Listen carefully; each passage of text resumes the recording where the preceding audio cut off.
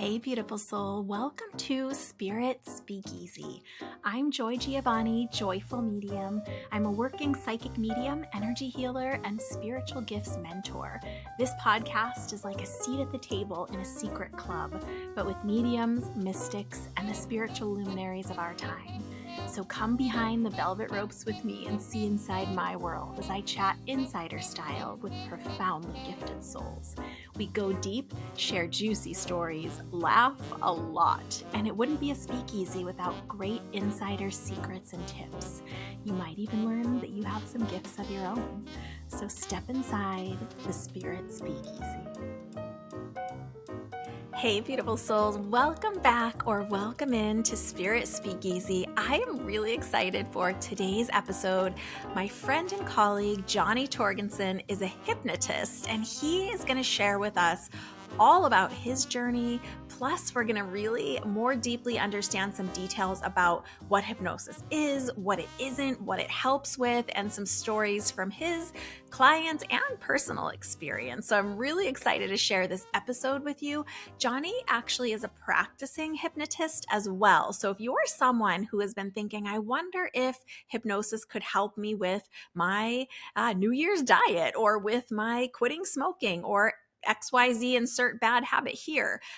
Yes, it probably can. He's going to tell you how it works and why. And I have always been really curious about hypnotists my entire life. I want to say I have several clients over the years that have used hypnotists in their own lives to create really powerful changes. So I'm so grateful that Jonny was able to join us and let me ask a million questions. And hopefully they are the questions that you have yourself and that you would want to ask. So without further ado, I read the bio at the top of the episode. And of course, I link Jonny's email and website, why can't I think of words, and social media and all of his contact points in the show notes. So if you are interested in seeing a hypnotist, I can vouch for Jonny personally as a friend and colleague. He really is steeped in his training, and I respect that so much about him. Plus, he is just a great guy with a big heart. So without further ado,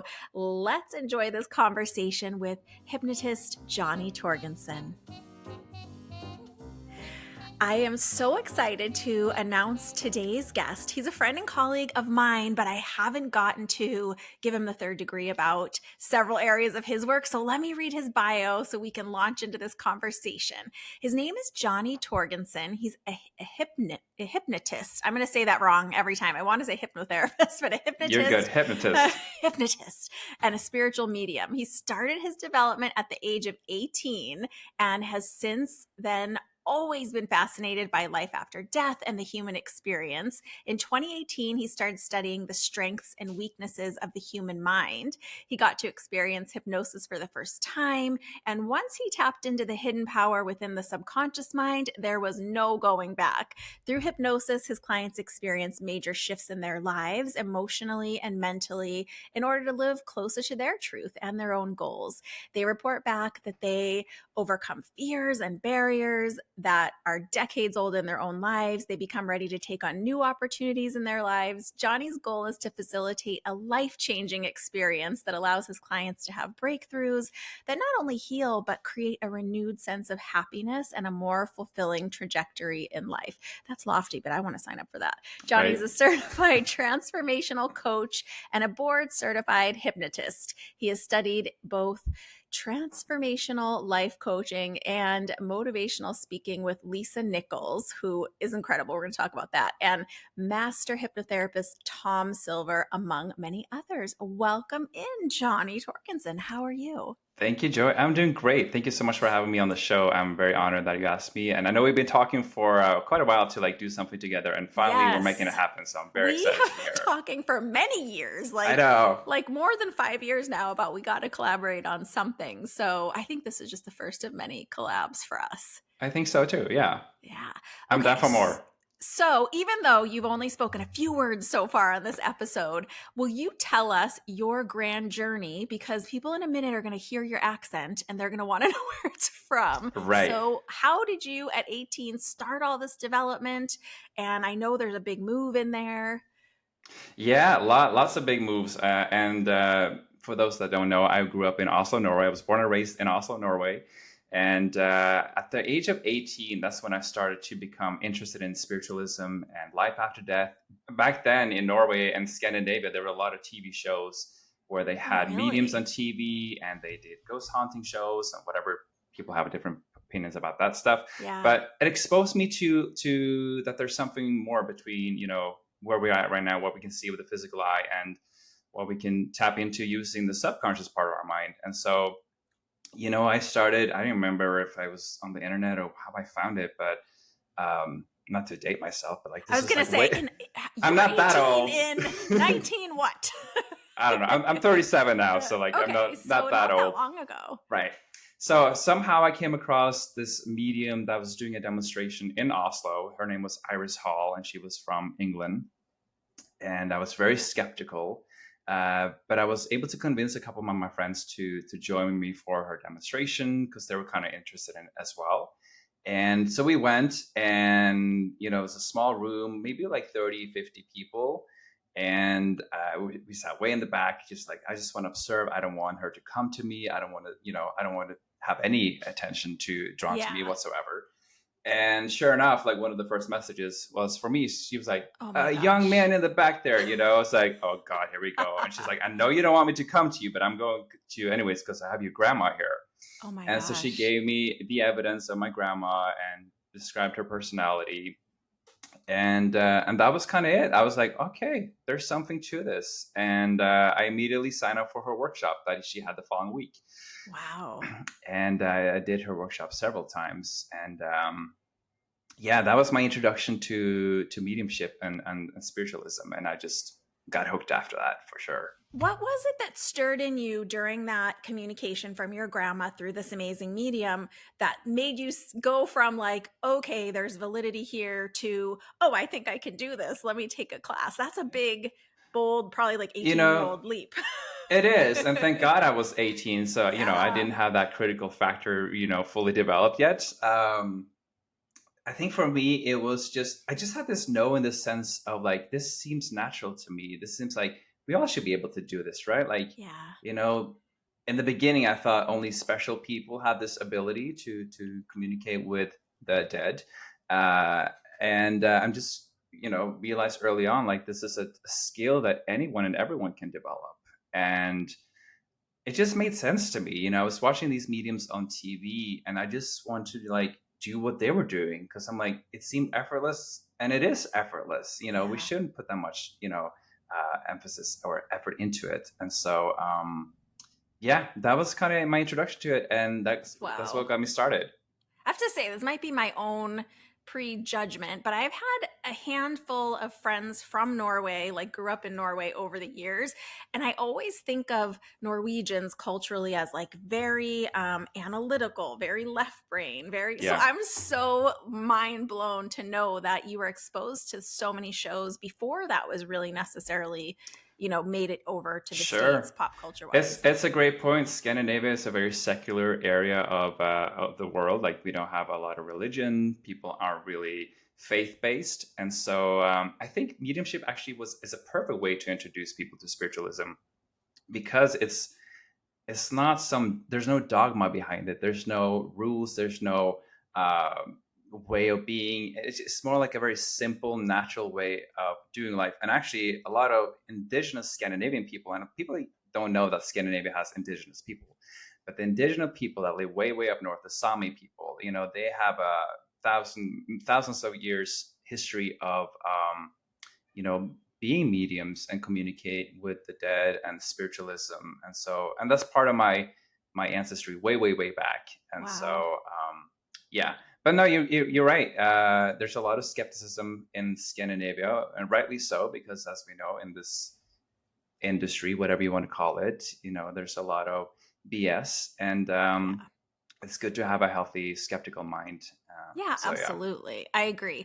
And I'm wondering if that belief that seems to like have permeated you always, this like, okay, a healthy skepticism, but I will go with what I feel, if that's what led you through this training to also want to train in the hypnosis to become a hypnotherapist. Right. Because what I learned, we do all the meditation, when we develop as mediums, and that's such an important part of our journey when we develop ourselves. And really, Yeah. mediumship is just that, byproduct of being spiritual. I think for me, growing up in Norway, God love my home country. I love the people there. I love my family. I love my friends. But we're not very emotional there. And Yeah. so once you get to That's learn true. to sit with yourself, be with yourself, you get to tap into your own emotions. And when you do that, there's going to be a lot of darkness there. There might be some, old trauma, some Yeah. murkiness, whatever you want to call it. And I think for me, it's almost like you get to meet yourself in the doorway. Once you sit in the quiet, you get to sit with yourself, be with your own feelings and emotions. You're like, oh, this is kind of uncomfortable. This isn't all that Yeah. pleasant.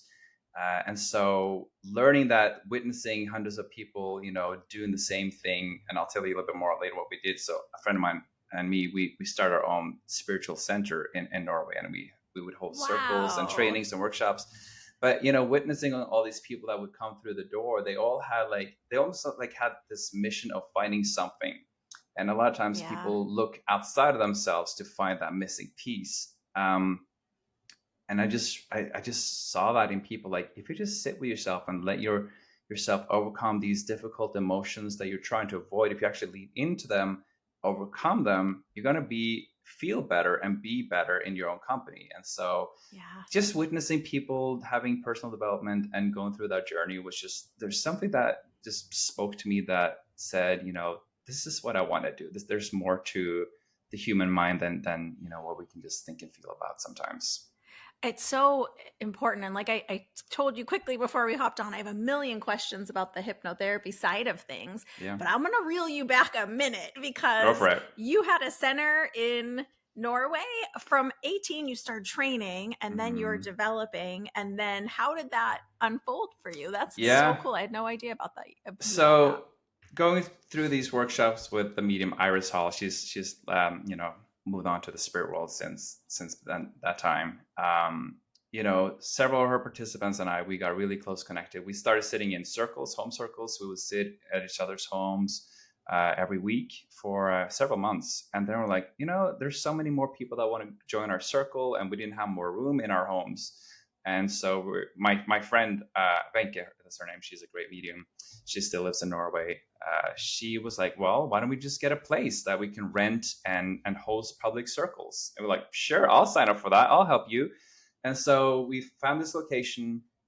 It had probably, I think, 3 rooms. Like, it had one big room where we could host like 30, 40 people. And 3 times a week, we would just open the doors for people to come. They would pay like, I think, $5 or $10 at the time, just to sit with us for 3 hours. And, we would teach what we had been taught. And Yeah. that's kind of how that started. That's so cool. I think It was a lot of many of fun. our listeners will know what circle is, but for those who don't, will you just give a little quick explanation about what Absolutely. that means?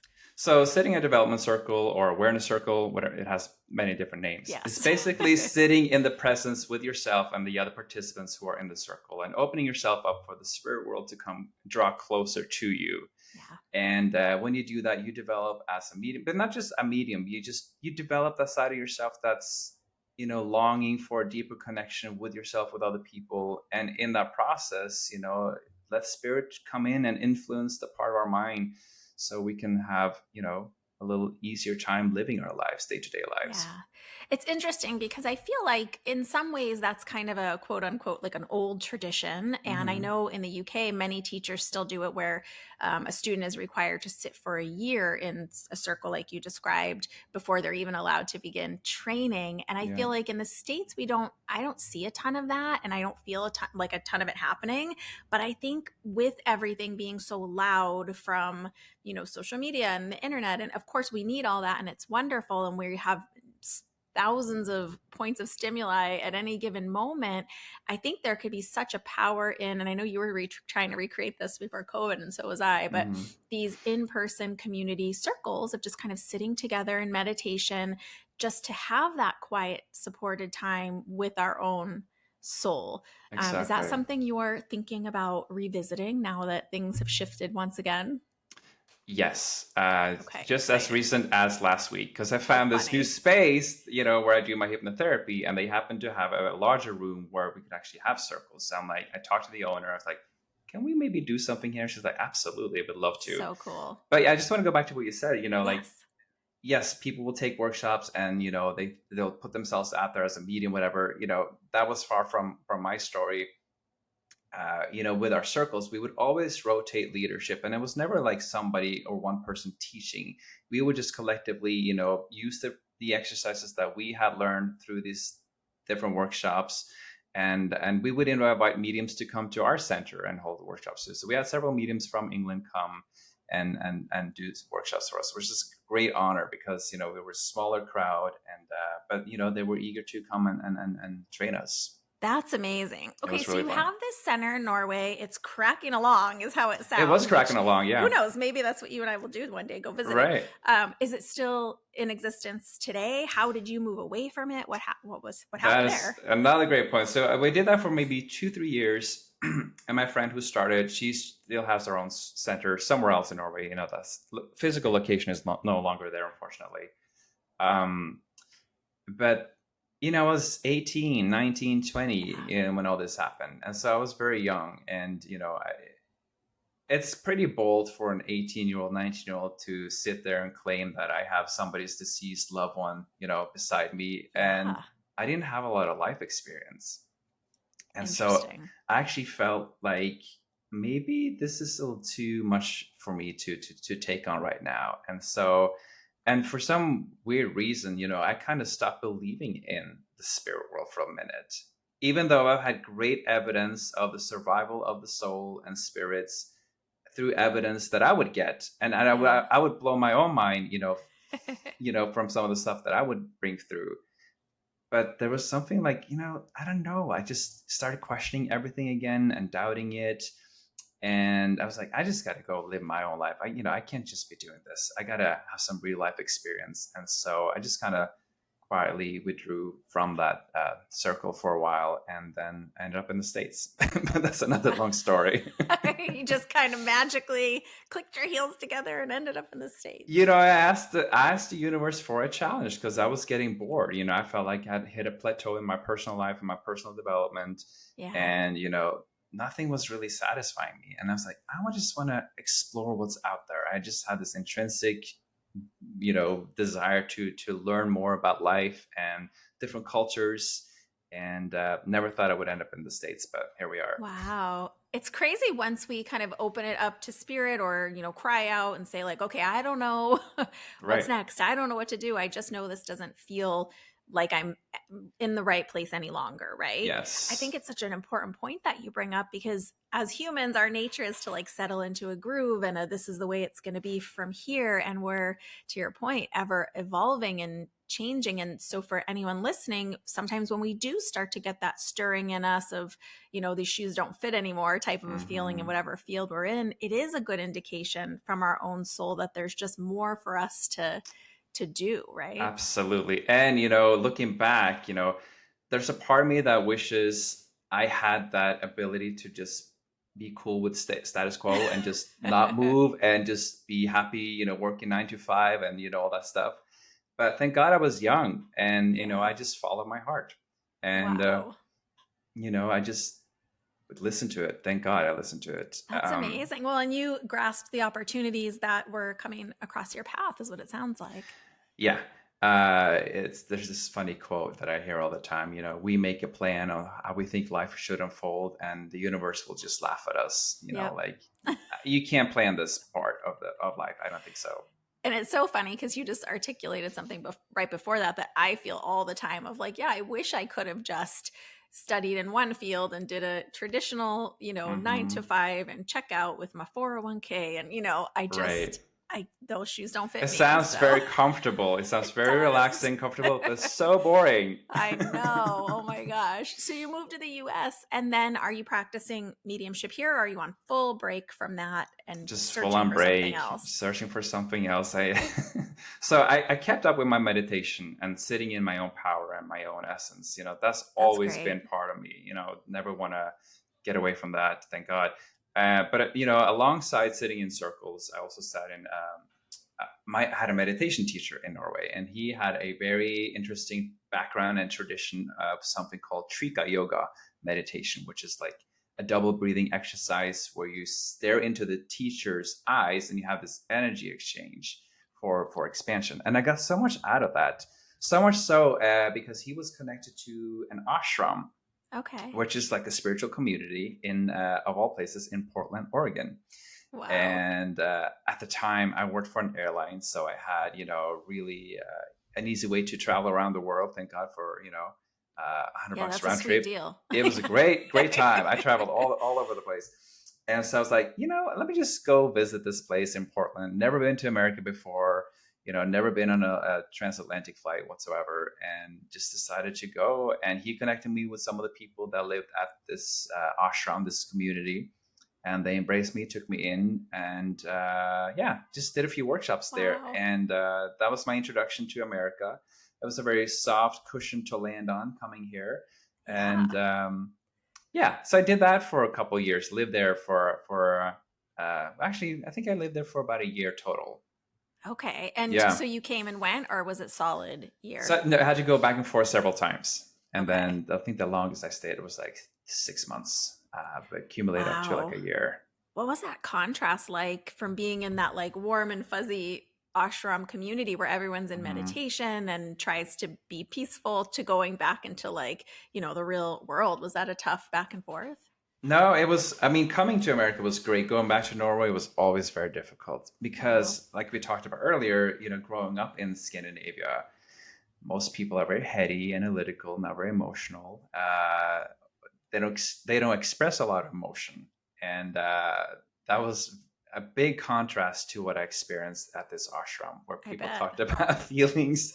They talked about deities and cried gods openly in public. Oh yeah, and we had all kinds of really cool meditation practices and Buddhist rituals too. And so it was like I think for me I finally developed a language for my emotions. It's almost like I could become emotionally literate because before that I didn't know how to talk about my feelings, didn't know how to express myself in that way. So it was a big contrast, but it was a much needed contrast, and there was no going back. I think that's so wonderful, and I think it's so needed. Most of us that grew up, no matter where we grew up, that are kind of in I'm 45, so kind of in our age range, maybe a little below and a lot above, need that some form, however we find it, of like education about our emotions and naming them, and we mostly aren't taught it. So no, we're not, and I think we suffer because of that. Yeah, I'd agree. Hopefully one day it'll be somehow embedded in different parts of curriculum from a young age. I would hope so too, yeah. So how do you go from this exploration of your own emotions to then finding hypnotherapy? All right. So years later, I find myself living in Southern California after living in New Mexico for a few years and some other places. And I came across this motivational speaker. It's a long story, but I'll keep it succinct. So I came across this video of a motivational speaker. I think this was like 2015, and that was Lisa Nichols. I just love her. She's fantastic. And I was like, who is this lady? She was talking about being a single mom. I was a single parent at some point, before I got married. Recently been divorced again, but that's a whole nother story. So there's been a lot of changes. But there was something about how she expressed herself and her journey, and she owned her truths, she owned her struggles, and she owned that part of herself that she wanted to change. And I was like very inspired by that. Come to learn that her offices were like 10 minutes from where I lived. And I was like, whoa, that's interesting. And long story short, through a friend of mine, had started working with her. I was introduced to them, to their company. I started volunteering there. And once I got my green card, I was hired. Which is such a blessing to have that as my first job in America. I love that. Yeah. For those who don't know Lisa Nichols, you may know her. She participated in the movie The Secret like a million years ago, whenever that was. She's been a teacher, inspirer. I don't even know, more than like life coach is not even the right term for her, but transformational coach, all the things, right? Yeah, so And definitely Google her and go down that rabbit hole if you're so inclined, because she's amazing. yeah, she has some great videos. So, and a part of her company was teaching entrepreneurs how to become successful at speaking and, expanding their careers. And one of her clients, she happened to be a hypnotherapist. And we were doing a business mastermind at the time that I helped coordinate and set up. And I was like, hypnotherapy, like, what is that? I'd never heard of that. And her name is Leah Gami. She's a phenomenal hypnotist. And I just started asking her a bunch of questions because naturally I'm just a curious person. Yeah. I want to know everything. And so we went out for lunch and we chatted for like 4 hours. Because Wow. once she got into, the topic on the subconscious mind, I was like, this is mind blowing. You're telling me that, we're all hypnotized right now. Like we're slaves to our own subconscious programming from Yeah. experiences we had as children or, through trauma. And, but then I was like, how do you change that? And so she just gave me the full spiel on how it all works. And I was just fascinated. She hypnotized me. We went down to the beach and she did a little session for me right there. And that was my first time getting hypnotized. And I was blown away because I was like, I like to think of the mind, the subconscious part of the mind, as the moon. We have that part of the moon that we can see that's lit up, and it's easy to see all the details on that part of the moon. But then you have the dark side of the moon that we don't.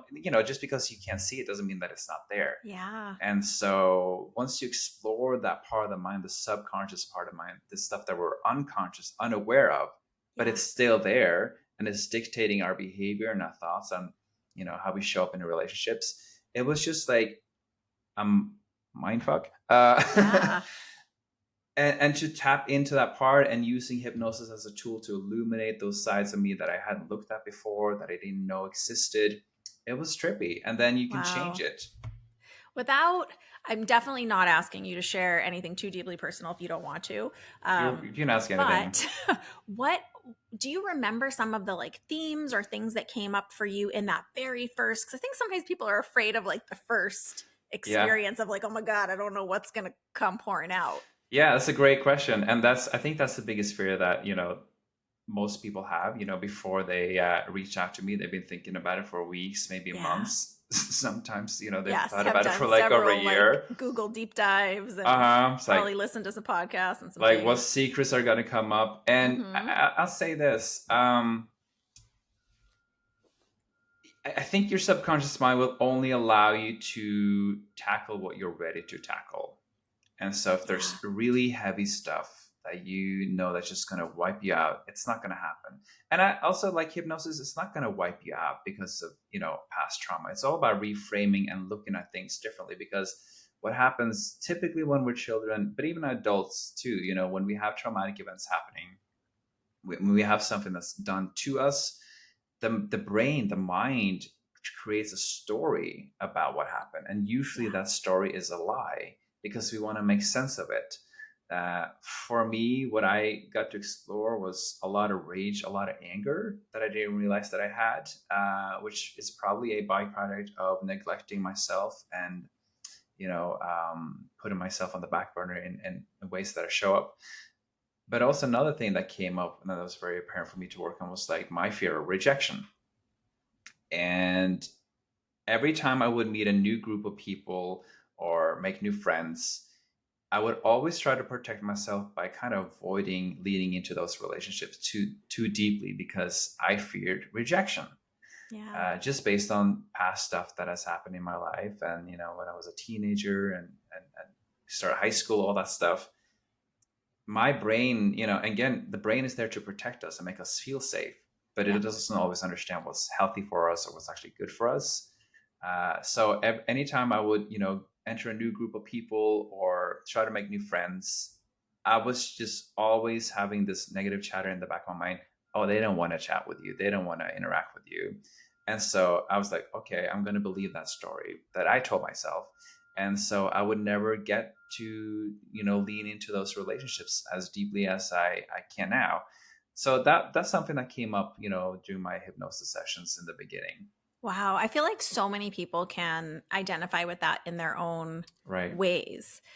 So obviously there's some personal processing that happens kind of in between sessions or after a session, probably some reflection, those kind of things. Did you then more clearly, after you had this recognition of like, okay, this is the behavior, this is the emotion that's under it, were you more clearly able to like identify it when it was happening in Yeah. situations or like when you looked back? 100%. So awareness is great. It allows you to look at things that may not be working for you. And it was like anytime I would encounter new situations, I started to recognize that negative voice in the back of my mind that just wanted to get louder. It wanted to get louder. It wanted me to listen to it. And I was like, I'm not going to listen to you anymore, Yeah. So I just became aware of it because, all right, let me talk a little bit about the mind if you don't mind. Yes, I would love that. So if you think of your mind, it's like there's two parts of it. You have the conscious part of the mind, which is the brain, our logical factor, what we think with, and then you have the subconscious part of the mind. And I like to have them represented by these two hands, right? Like one part of the mind is going in this direction, right? And then you have the subconscious mind, anchored into old beliefs in this direction. And so the two minds are not aligned. They're not on the same page. But what happens when you're hypnotized and when you're going through that, and even meditation, anytime you try to align with your own self and connect with yourself, and through hypnosis also, the goal is to align those two parts of the mind so they're on the same page. The reason why a lot of people have a hard time creating change in their life is because they're using the logical part of the mind to tell themselves to stop smoking or stop drinking or eat less, whatever, or go on diets. But because the subconscious mind has a different idea of what is actually good for you, you won't see change. It's almost like you have this internal conflict, this inner tug of war where the two minds are struggling to like cooperate. And so for me, the awareness was great, but the awareness alone is not enough, right? Right. I think everyone's aware, like, overeating or eating too much sugar is not healthy for you, but yet, cookies are amazing. So exactly, I'm like so excited about what you're saying. Yeah. And so for me, it was like I had to change the belief on a subconscious level, but before I actually saw change happening. So for me, in the case of, fearing rejection and not fully wanting to lean into relationships, was that I had to change my sense of self-worth. And once I did that, when I started to embrace myself, love myself unconditionally, with the good, the bad, the ugly, all that stuff, it was a much easier time for me to ignore that negative voice because now I didn't rely on those relationships for validations, if that makes sense, because I had a stronger sense of being able to validate my own self. And so because that subconscious belief changed where I started feeling worthy of love, of acceptance, having healthy friendships, then my brain was starting to look for evidence to support that new subconscious belief. And so now the story is very different. Now that I meet new friends and people, like I go full in, I'm like, I'm not afraid of rejection because I know if they don't want to be with me, it's not a reflection of who I am anymore. It's a reflection of what they're able to have in their life, not me. It's so amazing because I think you believe this too, that in an emotional and energetic way, all things kind of boil down to two buckets, either fear or love. Mm-hmm. And so it sounds like what you're saying is almost retraining the subconscious to motivate from a place of love rather than a place of fear. And then your conscious mind looks for evidence to support these new beliefs that you're working on. Is that my understanding that right? Yeah, you're right. And that's how the brain works. The brain is there to prove yourself that what you think and feel about yourself is accurate. So if what you think and believe about yourself is negative, such as, I can't make money, I can't have healthy relationships, I suck at dating, whatever, your brain is going to create stories, that tells you why that's true. But when you change that negative belief to a positive belief, the brain is going to do the opposite. It's going to support those new healthy beliefs that you have and start to look for ways to make more money, look for ways to find healthy love, and to take better care of ourselves. That's amazing. And I think it's, probably the biggest benefit of your work as a hypnotist. Is that right? Hypnotist. That's right. Hypnotist. Yes. I don't know why. I feel like that word used to be not the preferred word. What do hypnotists prefer? Hypnotists, hypnotherapists? It depends. You'll hear hypnotist, hypnotherapist interchangeably. I'm not a hypnotherapist because I'm not a therapist. Like that's not my background. Okay, so that's a different a different thing. Yeah, but it's the same wheelhouse, right? But yeah, I work with influencing people's subconscious mind, so I'm more like a coach that guides people on that path That's to amazing. be more aligned with their own true self. So you had this experience yourself, which I think for many of us is kind of how we start to move into new work, is having an experience and saying, just like you did with the mediumship, like, oh my gosh, this is valid. This Right. calls to my heart. Let me explore this. And then did you dive into your own training? I think Yeah. you're like me, So like you love studying things and yeah, I learning and love just like I'm signing up for stuff that I feel called to, and so yeah, with the client at the company I work for, she took me under her wing. She had her own company, and she took me through all her training modules, certified me through her organization, through ICD-CH, which is a board certified that's amazing. hypnotherapist organization, and so studied with her many times. Then I studied with her trainer Tom Silver, who's a famous hypnotist, and he's been on many TV shows. So you can see some of his videos on YouTube, and he taught me a lot of new things, certified me in his techniques. So yeah, I just always like to expand and learn as much as possible in the area that I'm interested in. And you're still currently working in private practice as a hypnotist, Yes. right? So I started in 2018. That's when I was certified and got all my training, and started practicing on my friends, and they would refer me to people. So it's almost like a side hobby that I had and that I would get paid for, which is great. Yeah, that's Uh, nice. and then yeah, now that's what I'm leading into full time. Wow. So, do you see like some common, I don't know, themes or challenges that people are coming to see you for primarily? I mean, obviously, you've just said like it's just for just about anything that someone's working through. Yeah, you can use hypnosis for so many things. There are no topics off limit.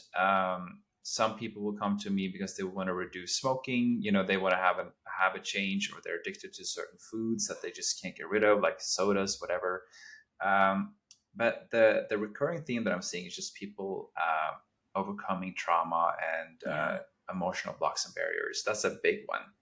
Wow. Because they see, to see the limitations in their own lives, like how it's showing up. People who are entrepreneurs, or people who lack confidence, or they don't fully believe in themselves. Like I work with a lot of people to get them more successful in their own business.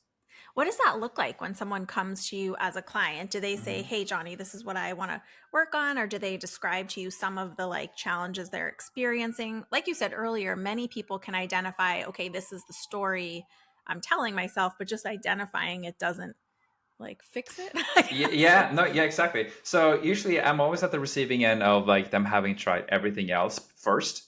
Okay. They've done the talk therapy, they Yeah. done all the whatever. They read a Uh, lot of books, all and the they're like, things. I got nothing to lose. I heard about hypnosis. I'm very skeptical. They all say that I'm very skeptical. And they're like, I don't know if I believe in it. Do people say like, "I don't think you could hypnotize me"? Oh, You hear that a all the lot. time, all the time. And when people have a very, skewed idea what hypnosis is and feels like. People think they're in some kind of trance state, which is it's not really accurate. So it's a state between being awake and being asleep. And so you're fully alert and you're fully aware, which is an important part of why hypnosis is so powerful, because you have to use that imagination, the part of the emotional mind, to create change. So people, yeah, well, they will come to me and they're like, I don't think you can hypnotize me, but I have nothing to lose. I want to try this. And so usually they think they come to me for one issue, or they think that they know the root cause of their issue. But after a session or two, they're like, oh, yeah, I didn't realize that, when my mom used to yell at me, that's why I have this belief that I'm not good enough. Or, they had people violate them in the past in certain different areas, and just how much that's affected them. And Yeah. just seeing people, like, I think if people had been aware of what's actually caused the trauma or the negative beliefs that they held, they wouldn't be so limited. Yeah. uh, but once they connect the two pieces or the dots as to why they are who they are today because of what happened, it's a much easier way to change it. But a lot of times those reasons are unconscious. We're unaware. It lives in the subconscious part of the mind. And so it's natural that we're not aware of it. Well, I mean, to your earlier point, it's because our subconscious is trying to protect us from Yeah. certain areas and creating these patterns based on stories to Exactly. protect us from like experiencing, like you said, someone abandoning you or someone rejecting you, or whatever the case may be in each Yeah. person. Is that right? Yeah, and the brain, again, because it's trying to support and prove that belief that it's true, you're stuck in this internal loop Yeah. where your thoughts are feeding into your emotions are feeding into your thoughts. You're stuck in this hypnotic cycle. It's a form of hypnosis. Wow. Your brain is and behavior is latching on to that subconscious belief, and until you break that belief and change that belief, you won't see change, or at least it'll take a long time. Okay, so is this why, for example, like I sometimes have clients come, I have a few that I'm thinking of right now, and no matter what they do or how they work on themselves or what they recognize consciously, they seem to continuously choose different versions of the same partner, for example. Is Hmm. this why? Is this why this happens? Yeah. Wow. Well, it could be, I'm not going to say for sure A certain, but contributing factor, let's say it that way. yeah, and it's like any person who's just trying to create a change. Sorry, something popped on my That's computer okay. here. So when people try to create a change, again, they're using the logical part of their mind. And so in the instance of your clients, attracting the same partners. Yeah, okay, relationships is a whole nother beast and story. And I love talking about that because we have to talk about attachment theories, I think. So if people aren't aware of it, people are, it's not as black and white as I'm going to tell it is, but people are anxiously attached to people. People are avoidantly attached to partners. Uh, Ideally, you want to be securely attached to your partner, and then you Yes. have some who are both anxious and avoidant in the same concept. So I think for people who tend to gravitate towards the same partners, maybe there's a fear of them not wanting to be by themselves and being single, and maybe they fear that experience because they're not comfortable being who they are or being with who they are, their own soul Yeah. self. And so again, they're chasing something outside of themselves, something external to make them feel better. But once you realize that nothing outside of you can fix you, and you need Yeah. to take ownership and accountability for your own actions and your own emotions, the story is going to be very different. People are either looking to fix other people or they're looking to be fixed by other people. So interesting I mean, because I feel like obviously the emotions and situations and past is different in each person, but Sure. it's just so fascinating that it all goes back to this, the Yeah, and I think perhaps yeah, and what's 5-year-old story we told ourselves, it right? could be because maybe you have this false narrative that you are not good enough because of what a teacher told you or a parent told you when you were younger, or doesn't matter the reason, but the Yeah. belief is still there that I am not good enough. And so also with relationships, we tend to attract, What we think we parents, deserve too, what we right? think we deserve, or what our blueprint for love looked like growing Yeah. up, through our parents. And so a lot of times people will unconsciously partners that remind them of their parents. Wow. That may not be a healthy blueprint, Yes, true. Often probably which is not to which some is why degree. they go through relationship after relationship after relationship. Wow. So what are some of like the most common things or like your favorite things to work through with clients? I think just that's what I love working with clients about is like that self exploration piece, because hypnosis is a way to connect with your own self and just to realize, or help people realize their full potential and what they're fully capable of doing. And it's such a subtle and immediate change. People are always kind of blown away because they think there's going to be like this huge magical shift, and there's always a big shift usually, but it's not very apparent. It's a very subtle change.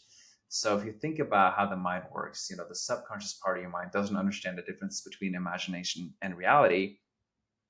And so when you're in that perfectly receptive state of hypnosis, you can tell the subconscious mind all kinds of positive, wonderful things, and it's going to accept it as truth right there, right in that very moment. And usually it's very permanent. And so when people have that awareness, where they see they've been struggling. I had a client, he had a really hard time getting over someone that he was in a relationship with, and they had, broken up gosh, over a year ago, whatever. And, he'd been going to a talk therapist and just wasn't getting better. Yeah. And, after 2 sessions of hypnosis, he was like, this is the best I've ever felt in 6 months. What did you do? I was like, well, you kind of did the work. All hypnosis is self-hypnosis. And so what I do as a hypnotist, I just help influence the client's subconscious mind to see things differently. A lot of times people will come to me and they think they're so broken, they're so, misunderstood or whatever.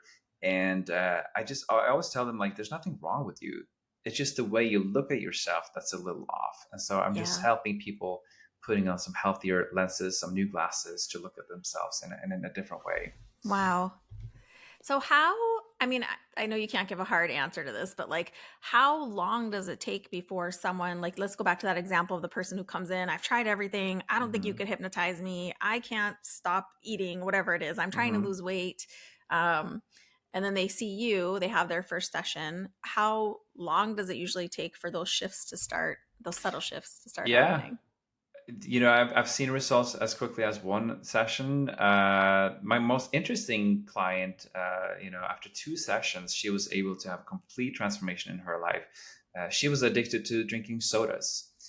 For decades, she would drink sodas first in the morning, afternoon, and like she never drank water. All she drank was just soda. So unhealthy, right? And she's Yeah. fully aware of this and very skeptical to hypnosis, very fearful, very much like a control freak, thinking like, man, this is not going to work. But, what do I got to lose? Yeah. And so we did 1 session, and she immediately started feeling better and she would reduce her intake of sodas. But then after the second session, she was like, I no longer crave it whatsoever. And Wow. it's been, gosh, I think over a year and a half, maybe 2 years. And she just drinks water.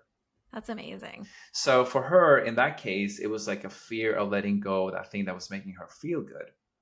So Mm. once we realized and identified that was actually the problem for her, it was a very quick and subtle change for her.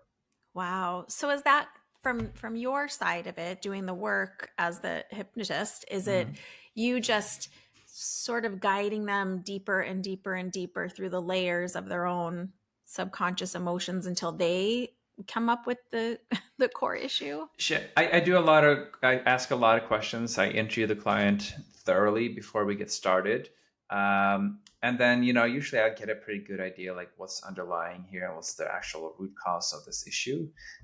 Just because I'm naturally I love studying psychology. I love Yeah. studying the human mind behavior. And so I generally get a really good idea what's going on here. And so in the case of her, with the soda addiction, excuse me, I guide them into that state of relaxation. So let me tell you a little bit about what hypnosis actually is. Yeah, So I love that. it's a state of physical relaxation and magnified concentration. And so the whole time the client is fully in charge and in control of their own process. Like I can't say anything against their own will. We all have our own inner gatekeeper that wants us to feel good and feel protected and safe. So I could never suggest anyone to do anything that's going to put them in harm's way. Yeah. So I just want to emphasize that. That's great. And so for her, we talked about, what is it that actually is in the way of her stopping this habit, this addiction that she has, or this emotional compulsion to keep drinking sodas. And, in most of those cases, it's because they want to make themselves feel good and they want to avoid this uncomfortable feelings and emotions. Okay. And so once we identified that, it was like, well, how do you feel if you weren't able to have access to sodas ever again? And she was just like, oh, I would panic. I don't know how I would cope and live life without it. And so we were like, okay, so you have a fear of being without the thing that's making you feel good. Now, so it's not the soda itself that's making her feel better. It's the masking of uncomfortable emotions. Yeah. And so when we train the subconscious mind to replace the negative habit with a new habit where she could still access these ways of making herself feel better, but through healthier ways, it was a done deal. It was a very easy transition for her.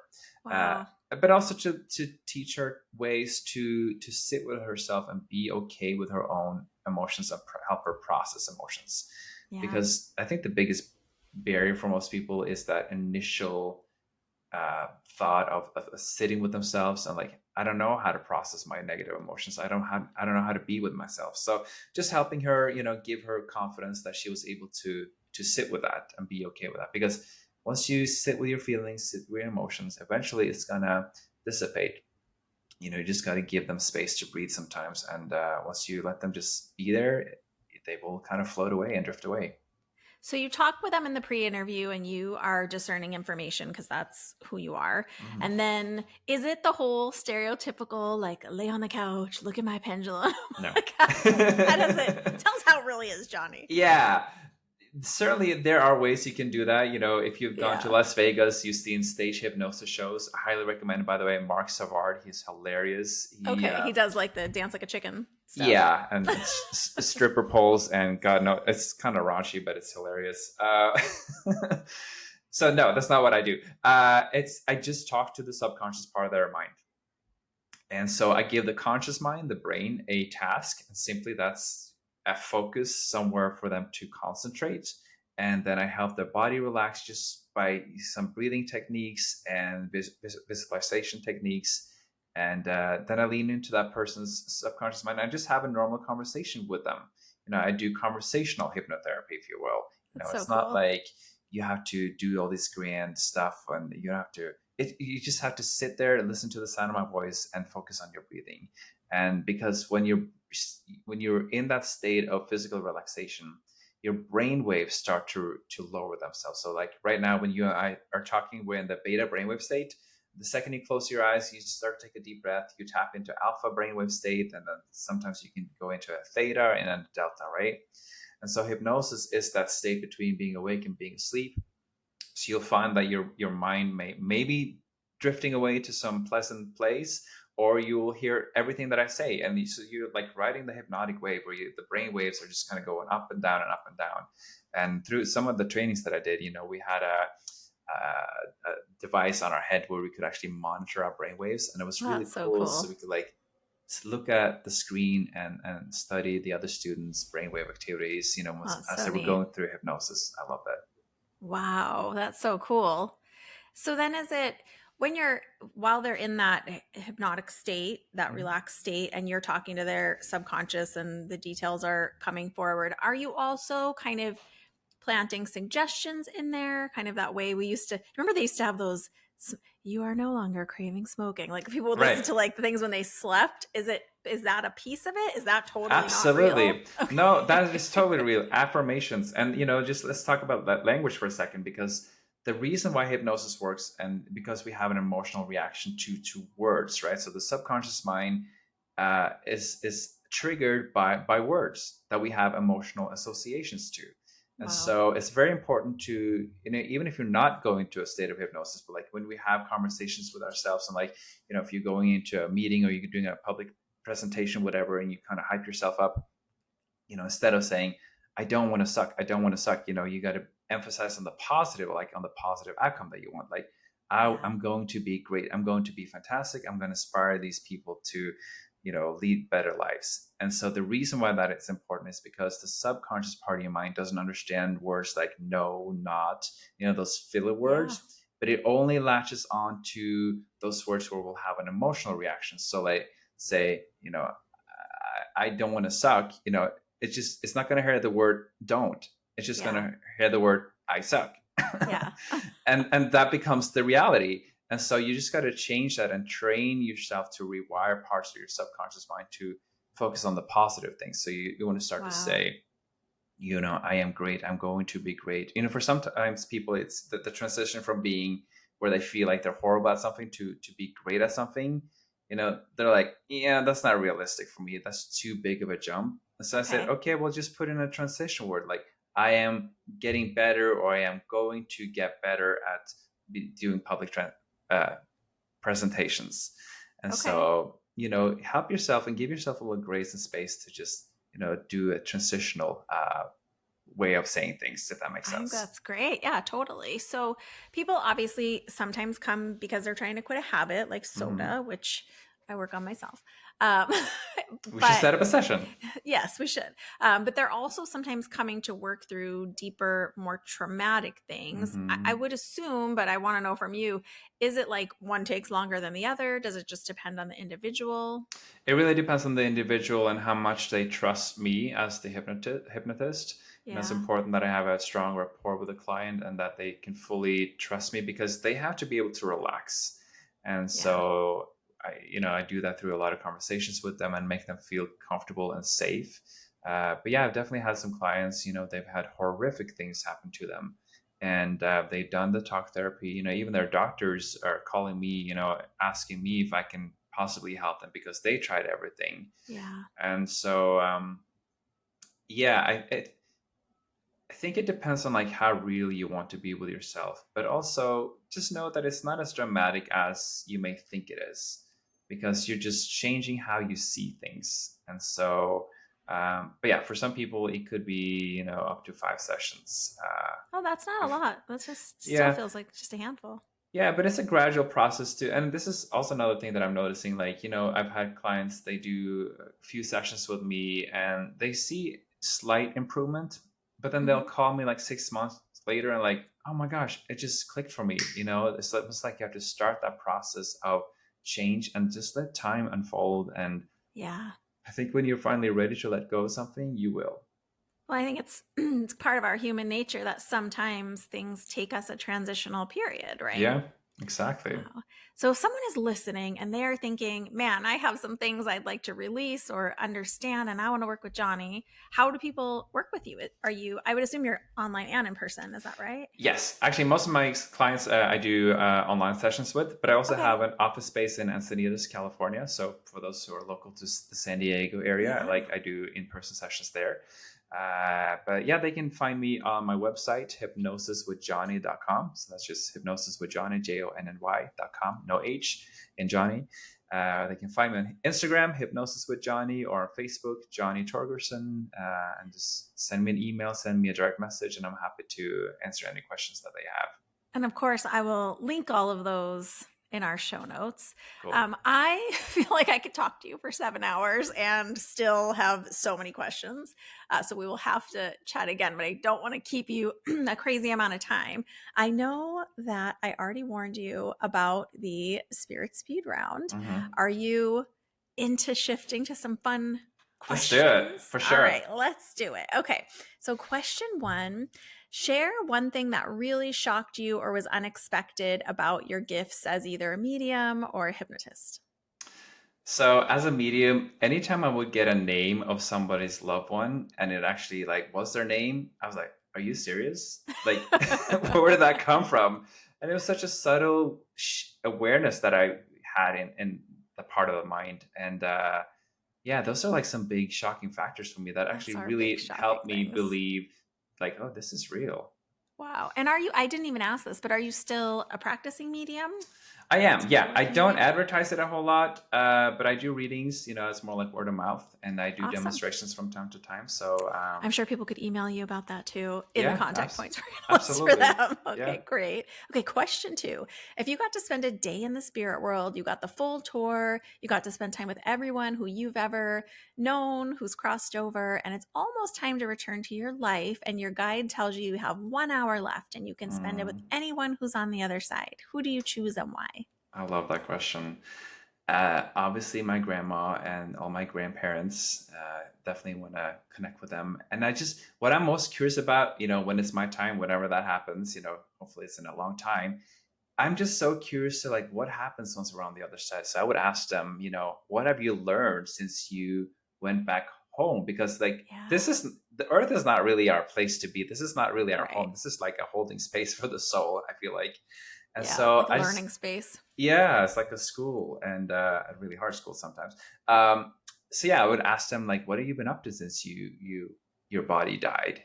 And I think that's a great question. yeah, because like they're still training. Yeah, not training, but like they're still learning on the other side. Yeah, and I think it's interesting because I think as mediums we get glimpses into some of those things and what they might be, but Right. it would be great to like really ask.